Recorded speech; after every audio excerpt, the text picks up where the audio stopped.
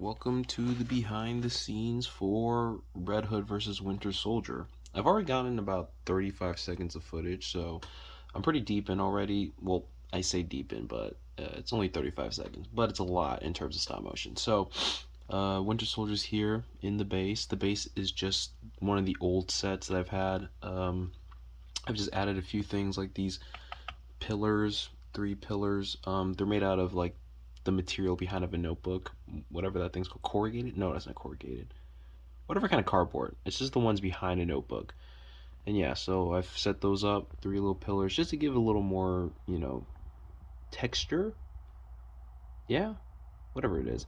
For the set, just to give it, a little more pizzazz. There you go, that's the word, pizzazz. I also have a bunch of these things, old little dio props, so crates, the boxes that I've been using since the Red Hood versus Batman video, and then a bunch of Valleyverse guns. So these are Valleyverse guns, so you can buy them off like Big Bad Toy Store. They have like a weapons pack from Valleyverse, and they're really sick. They're 1/12 scale, and they have like magazines that could come out. If I could get it out with one hand. There, see? Removable magazines. So it's pretty sick. Cool stuff. Oops. And yeah, that's what I've been using for my guns.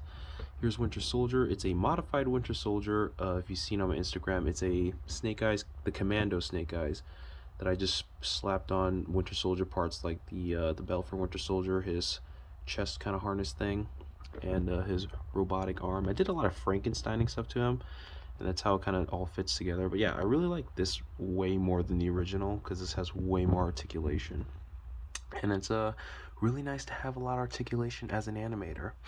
But yeah, so I've gotten only 35 seconds just up to this point, and let's talk about what's going to happen in this video. So of course, Winter Soldier and Red Hood, live action Red Hood right over here, are going to fight. There you go, live action Red Hood are going to fight, but then they're going to be interrupted by good old Taskmaster. So this is just the old Marvel Legends Taskmaster that I kind of modified to like have like a, I don't know if you can see a dumbbell joint in there to give him a lot more expressiveness with his head. It's way better. I prefer a head like this compared to before where he could literally only go up and down and like spin his head. Now he can have a little attitude where he could like tilt his head and look sideways a lot more properly. It's really nice. And I've also given him a couple of G.I. Joe straps, and that's about it. Oh yeah, G.I. Joe hands as well. So yeah, that's all the mods I've done to him, and I definitely think it's a million times better. So yeah, he's gonna show up at some point and fight both of these guys, and they're both gonna defeat Taskmaster, and then that's how the video's gonna end, and it's gonna be pretty cool, hopefully. But yeah, that's the kind of main idea. Oh, I also wanted to talk about something that I did in this little footage here. So if you look here, so I'm just gonna play it. See that little run right there? That little run piece? I wanted to talk about that really quick on how I did that, just to give you guys a little bit of a future tips on how to do kind of running scenes. So what I did was I had a fixed camera, kind of like this right here, and as I kind of like moved him side to side like this, I didn't move him anywhere else. He didn't move like around this base. He was just kind of like here, but I just moved his shoulders back and forth, and I slid this across this dial wall right across, and then that simulated him running across the hallway. And yeah, so literally had nothing besides this, and it made it look like a giant hallway, which is just a quick little tip for you guys if you guys ever want to do something where you don't have any like big sets but you still wanted to get a certain idea across. And yeah, that's kind of what I want to talk about, and I guess I'll record more behind the scenes when I have more to talk about. And we're back with some more behind the scenes. So I wanted to talk about what's going to be going down in terms of choreography. So I can't always think of original choreography all the time. It's quite difficult, honestly, to get things to flow and look good. So what I usually do, and what you guys should probably start doing, is watching other fight scenes off of YouTube, from random movies. So here I got a Scott Adkins fight scene, and what I have been doing is just going through it, watching it, and taking inspiration to what to do. So a specific move that I had done is somewhere around here. Let's see. Let's go a little bit more further back. Okay, this one right here. So when he comes in, like when Scott Adkins comes in for the kick and stuff, right there, that stuff, and then all the way till this guy does that to Scott Adkins, this little tackle. I took inspiration from that and incorporated it into my choreography. So if you guys never like or just don't have any idea of what to do in terms of choreography, it's always good to just watch other choreographies and just take inspiration from it. So now I'm down here in this position, and for here, there's going to be a kind of like a scene where he's just getting blundered up by this guy, and then there's like all this complicated kind of like arm grabbing and just moving, and it's going to be really difficult to replicate this in stop motion. So all I'm going to really do is do something like this part where he just beats the crap like that, but it's going to be for Winter Soldier. And then I'm going to go into like an arm lock of some kind instead of doing this complicated part. So like I said, you just take inspiration and just try to do your own thing to, like, you know, make it original, but also, you know, what do you think works with a flow? So this is what I'm going to do. It's just going to be Red Hood beating down on Winter Soldier. It's probably going to be a low angle like this. And then from there, he's going to get Red Hood into an arm bar, slam him down in that direction. And then from there, I'll do my own thing. And then create some new choreography for the next part of the fight. But yeah, just something I wanted to talk about for, you know, action scenes. Okay, some more behind the scenes. So I wanted to kind of show off this again, just in case no one has seen, or if any of you guys haven't seen. But what I do to keep things kind of like my dios kind of safe, because, you know, I do stop motion, sticky tack, scraping, scratching. It could damage your dio. So I like to do this thing where I take a big metal plate. This is just a big old metal plate, and I do all the action and kind of sticky tack kind of things onto here, just so I don't damage my dials, like flooring. That's why I do that. And I also like hot glue things to it. So you see this table, it is hot glued so it doesn't move. So when I'm kind of like fidgeting the figures on there, the table's not moving around or anything. It's way better than sticky tack, because sticky tack, especially for something as thin as this, doesn't really like stay still. So hot gluing it down is probably the best thing to do, and that's what I kind of do. But yeah, so what's happening here is I'm going to break this table in half, and I don't have a second one, so it's going to be a one take. And I kind of wanted to capture this before I did that, you know, just in case I fail and I'll have to make a new table again, which is going to be a major bummer. But I know the dimensions, and I could just measure it, remeasure it again just to make a new table. But yeah, I just wanted to record really quick before I do the destruction. So yeah, so what's going to basically happen is Winter Soldier's going to stab a knife here, Red Hood's going to dodge it, or his head's going to dodge it, and then he's going to pick up the gun, shoot at Winter Soldier. Winter Soldier's going to block it, throw the gun out the way, and then once he throws the gun out the way, he's going to cut back to Winter Soldier with his arm raised all the way up, slam it down right onto Red Hood, and then the table's going to break in half, and I think the scene's going to look really freaking cool like that. But yeah, and then that'll be cut into the kind of second half-ish part of the fight, where Red Hood would then use the Bane Venom. And the Bane Venom, let me grab it, is just some Legos. So it is a Lego Star Wars hilt with a green neon piece, and that's going to be the syringe. So once it's under his light, it kind of glows, so that's why I use this little neon green thing. And then it's going to kind of like just inject, well, not in Winter Soldier, but into Red Hood. So it's going to, like, he's going to inject it into like his arm or something. I don't know just yet. But yeah, that's what it's going to be. I mean, it looks fine, I think, so that's what I'm going to be using. Yeah. Oh, I also wanted to talk about something. So this Red Hood right here wasn't going to be the original Red Hood that I was going to use. I kind of want to show off this thing while I'm doing behind the scenes right here. I made him today though, but initially this was what my live action Red Hood was going to look like. It is a bootleg Mafex tactical suit Batman, and I just repainted it so super quickly. So if you get the bootleg, he's like a greenish silver, and I just repainted it to a gray and hit it with a bunch of black washes, and now it's like this dark, grungy gray, which looks really nice. And I also repainted a bit of the silvers, gave it a bit more different tones, like those little, like if you see in his bicep, those little brass kind of pieces there. Also helps it stick out. Repainted the symbol, gave him some kind of like army looking pants. Inspired off of someone off Instagram.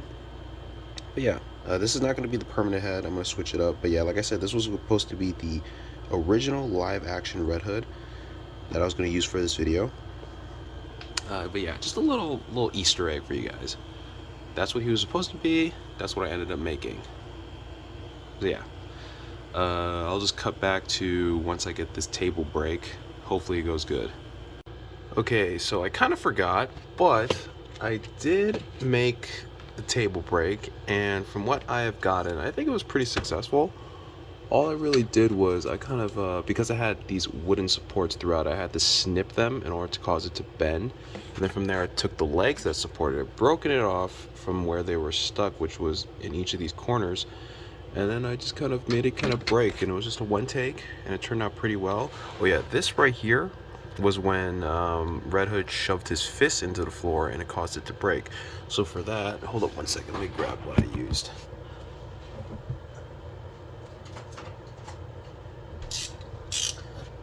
Alright, so for that, what I did was I basically lined up his fist. So his fist was in the air around here, the frame before, and right as, and then after that, I put his hand onto the floor. Then I took this box cutter, and then I moved Red Hood out the way, and as I was moving him, I slipped the knife right here into this one spot, just so I knew where it would be. And then I started to carve in like this until I made a divot where his fist would fit into. And then that kind of helped sell the illusion of him busting through the ground, and also making it look way cooler. And then the dust that kind of came from the floor, the drywall floor, I kind of moved it along the way, like spreaded it outwards as, you know, the frames went by to make it look like, you know, kind of like burst and everything. But yeah, I think it turned out really good. You'll see it in the video, or you probably already did see it from the video. And yeah, now we're here. This is after Red Hood has taken the Bane Venom, and now he's going to be taking a lot of punches from Winter Soldier and basically not getting hurt by them. So yeah, it's going to be pretty cool. And I guess I'll record more once I have more to record about. Okay, behind the scenes, and what I wanted to talk about was this thing. If you've seen the last behind the scenes for the What We Imagined video, I talked about how I got this thing, and I wanted to say that it's really, really nice. After having it for a while now, I really like having this thing. There are disadvantages, like, because it's like super long and big, I can't quite get it into the set without taking the roof off. But since I'm doing such close quarters combat and stuff, most of the times you would see the ceiling like this. So unless I'm doing a like a shot like this, then I could take the roof off. But if I take the roof off, then all the lighting that I have here, just like simple lighting set up like this, won't really have a place to go. And then it would spread out a lot more because they come out of these designated squares. So yeah, in the window and stuff. So if I take that roof off, it would disperse the light even more, and it just wouldn't be right. So that's one of the big disadvantages. I should have probably planned ahead for that. But this thing is really, really nice. I actually use this a lot more than my Lego stand. Where's my Lego stand? And the infamous Lego stand right here. I've been using this thing a lot more than that. It's really, really nice. I've been enjoying it a lot. It allows me to get some crazy shots where I could go from down low and then going up even higher. So stuff like that. If I'm falling an uppercut, I could go from here to like that in the shot. So it's really, really nice. It also pans like, well, I have to like move in a specific way, but I could get it to go sideways too. So it'll go across. So that's really, really nice. And I can move it further back and zoom in and get some nice further away shots. But yeah, so it's a really nice thing. Like I said, only disadvantage is I can't really get it into the set. So most of the fight takes place right here. I do plan on moving the fight somewhere over there at some point. So I will have to get in here like this. So that's where the Lego stand will come in handy. But yeah, super nice things. You get this. I think it's like a, I don't know what I call it, what I searched up on Amazon, like a phone stand. I don't know, it's not a gooseneck. This is some kind of like, I don't know, just search up like phone stand on Amazon and you probably find it. And yeah, it's super nice, super useful. Highly recommend it. Alright, so for this portion of the behind the scenes, I wanted to talk about how to work with a Marvel Legends figure compared to like an import style figure. So the thing about Marvel Legends, right, or at least most, some of the newer ones have this stuff, but they just have a waist swivel and an ab crunch, right? So you can't really lean their torso side to side compared to like this guy right here, right? You can do all this stuff. So he's able to do crazier punches, like punches from like low like this and look more natural compared to Marvel Legends where they would end up just swinging side to side only like this, right? So I wanted to teach how to work around that for this behind the scenes.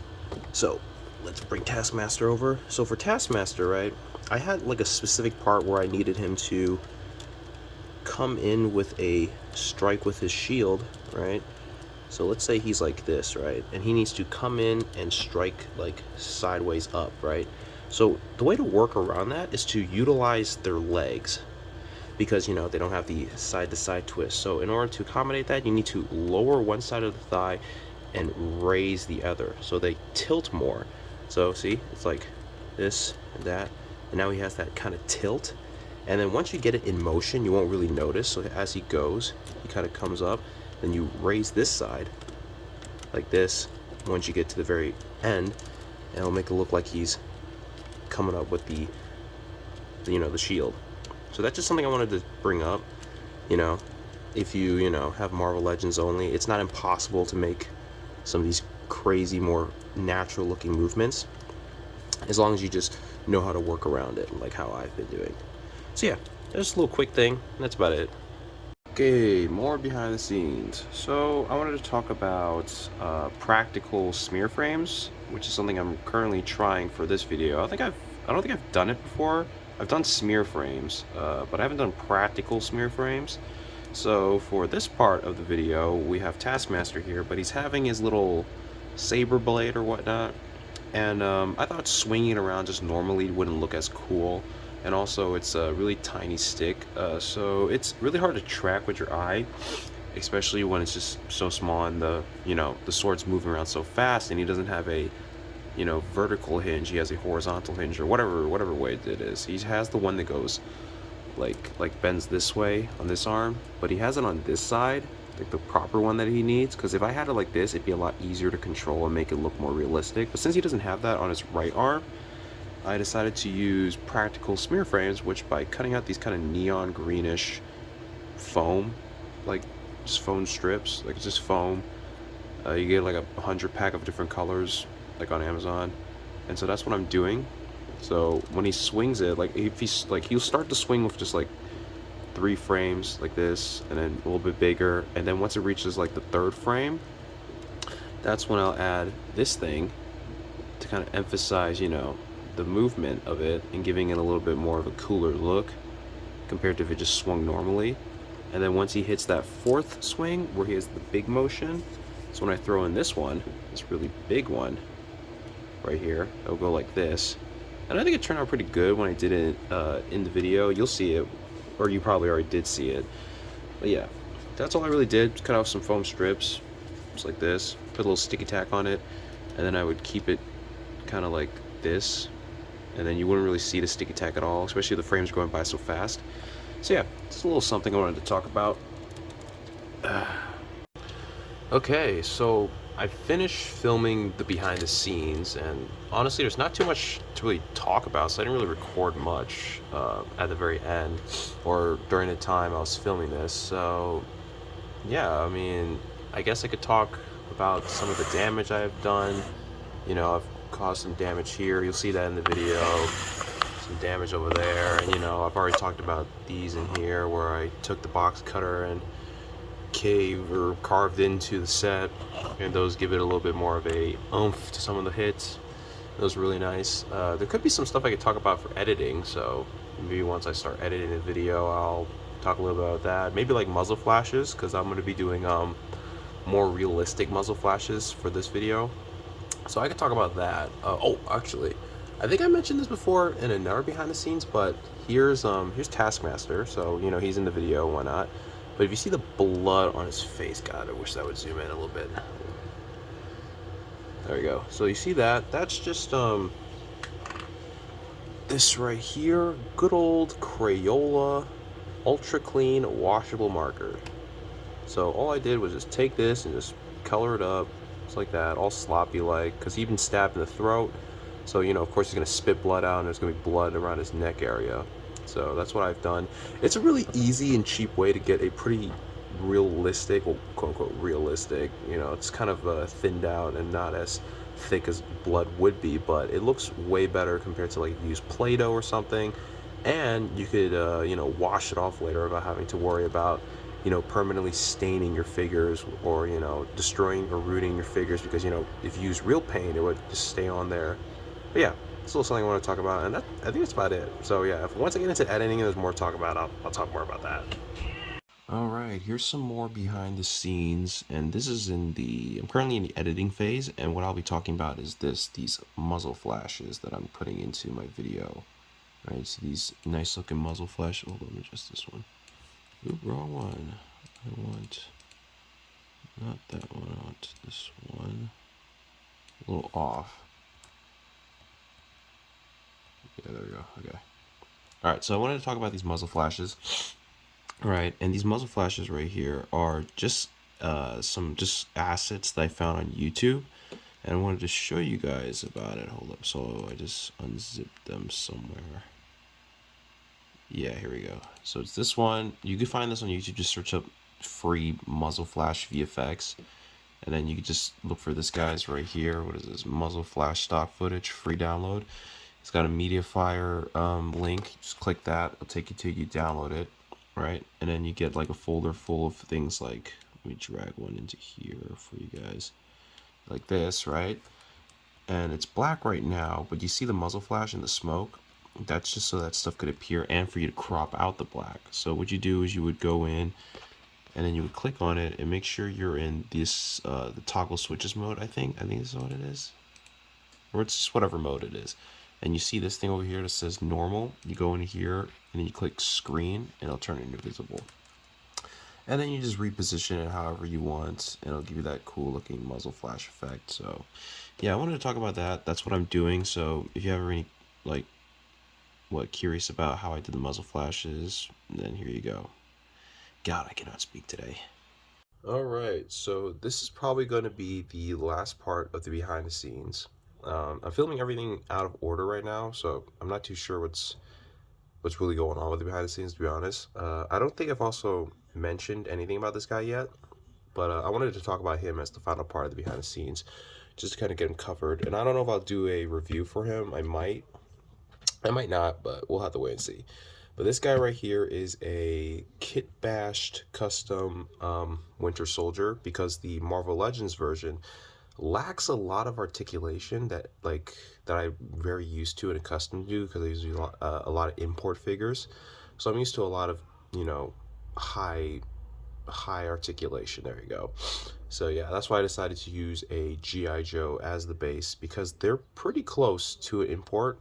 Not as good, but they're pretty dang close, which is why I chose to use this guy. And what I used as the base, let me just zoom in really quick. This base figure is a GI Joe's classified Commando Snake Eyes, the 2-pack that came with Timber. I used that because I'm not the biggest fan of the Commando Snake Eyes design. I'm gonna be honest. I prefer the ninja look, so I decided to use that since I'm not using the Commando anyways. And I think it looks really good. It looked close enough. And once I slapped on the Marvel Legends accessories like the belt piece and the harness, his body harness, ended up looking really good. And I took off the arm from the Marvel Legends, but I had to, like the peg that goes into the torso, I had to snip it and take the peg for the G.I. Joe and attach it onto this. Sorry about that. Something just came up. But yeah, so I had to snip off the peg off of the original G.I. Joe and then snip off the one off of the Marvel Legends Winter Soldier arm, attach the peg from the G.I. Joe onto this arm in order to have it, you know, capable of plugging into this body. It's pretty crazy. It's going to be way too difficult for me to take out, but that's what I kind of did. Also, his arm was a tad bit longer compared to that one, so I had to cut off the cuff, the brown cuff you see right there. I had to snip that off, and then I had to snip off a bit of the robotic arm a bit just to shorten it, and I reattached the cuff, and now they're basically the same length if you look at it properly. Hold on, I didn't tilt it too much. Yeah, so yeah, you can see they're basically the same length, and it looks good. The shoulder is really freaking bulky, but I can't get it any further in because of how like round it is compared to like that one. But you know, in most angles, like you know, like that you can't really tell. So yeah, it looks good. I also have to do a Frankenstein's monster on the neck peg, because if you own this figure, you would know that the neck here has like a really long stick that comes out to the ball, to the original Joe. But I had to cut that off, shove a nail. I don't know if you see that hole, but there's like a nail that goes from that hole all the way down to the disc, inside of the disc, to give it a good support, so that you know when I do stuff like this and that, it doesn't like tear off. But yeah, that's what I kind of had to do in order for the heads from the Winter Soldier to fit in. But yeah, I mean, it looks really, really good. I'm really happy with it. Also, hold on, let me talk about his hands really quick. So I gave him a couple of Marvel Legends hands, just because I have a lot. So here's this. This is for like the ninja, the hand ninjas. So this is one of the hands that it came with, and it fits really well into there. Also, that fist is from like a, who is it? Is it Shang-Chi? No, it's not Shang-Chi. It's whoever it is. I can't even remember at this point. It was from one of the Shang-Chi action figures from Marvel Legends, and this is one of the ninja's hands as well, the gripping hands, with a vertical hinge, which is great. Gives it a more accurate movement.